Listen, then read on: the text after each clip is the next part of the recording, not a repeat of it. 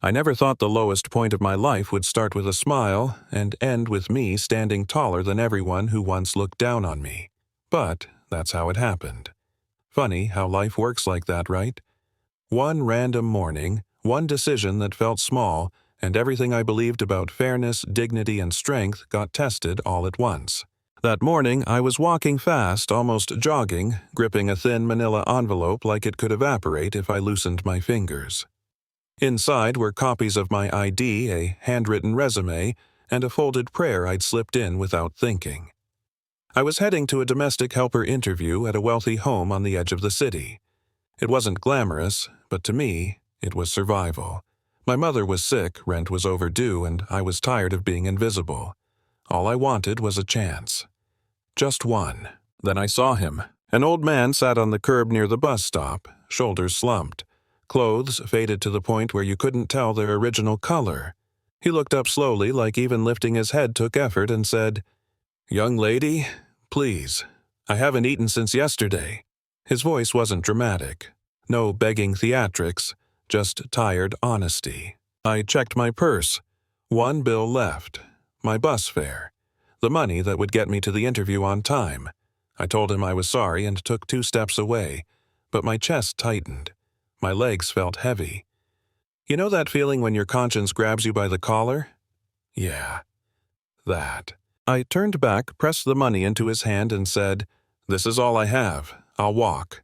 He tried to refuse, shocked, but I smiled and added, "Hunger hurts more than tired feet." He held my hand for a moment, whispered a blessing I didn't fully understand, and said my steps would not be wasted. I laughed softly, like, "Sure, okay, old man." But something about his eyes stayed with me. I walked nearly 40 minutes under the sun. By the time I reached the mansion gate, my clothes were damp, my legs burning. My nerves shot. A sharply dressed woman opened the door, scanned me like an unwanted package, and frowned. I barely got my name out before she cut me off.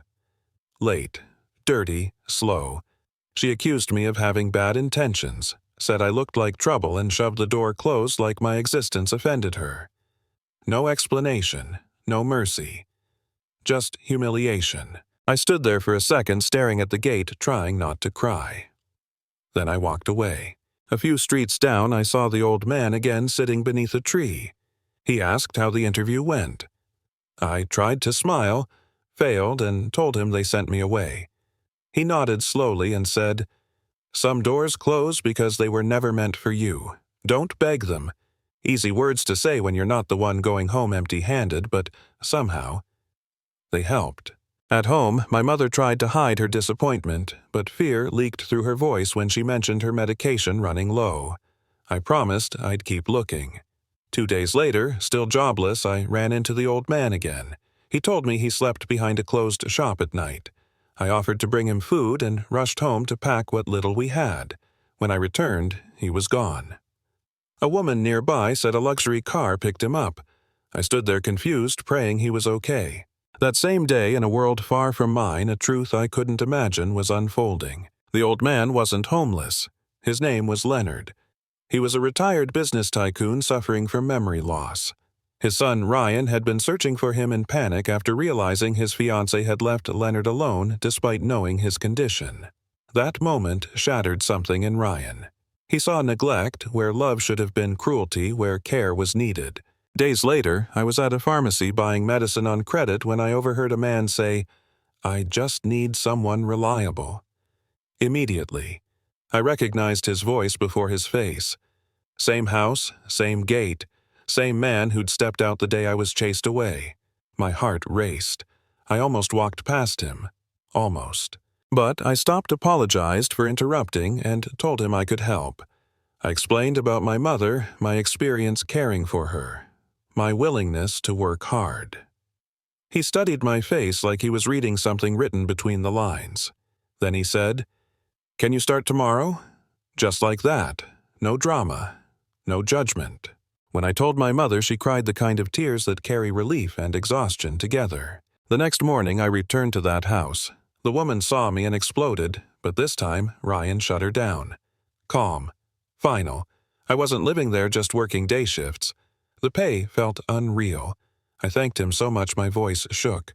Then I saw Leonard again. He didn't recognize me, but I recognized him. I cooked, cleaned, listened. The woman made my life miserable, insulted me, tried to intimidate me. I stayed quiet. I needed the job. My mother needed me. Then everything collapsed. One night my mother collapsed too. Rushed to the hospital. The doctor said surgery was urgent. 5 million. I sat on a cold bench, shaking, whispering prayers through tears. I had nothing. Nothing. Then the miracle came. An anonymous donor paid everything. I cried on my knees in the hallway, thanking God like I'd never thanked him before. My mother survived. When I returned to work exhausted but grateful, I found Leonard being screamed at, bullied like a child. Something snapped. I stepped in. Words flew. Hands almost did too. For the first time, I chose dignity over fear. The woman lied to Ryan, but he didn't believe her. Not anymore. Later that night, Leonard held my hand and said I made the house feel warm again. That broke me. In the best way. A week later, my mother was discharged. And then the shock. Ryan brought her to the house.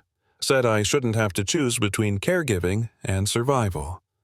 Leonard remembered my name that day. Called me by it. Clear, certain. The woman accused me of manipulation, superstition, nonsense. I warned her once.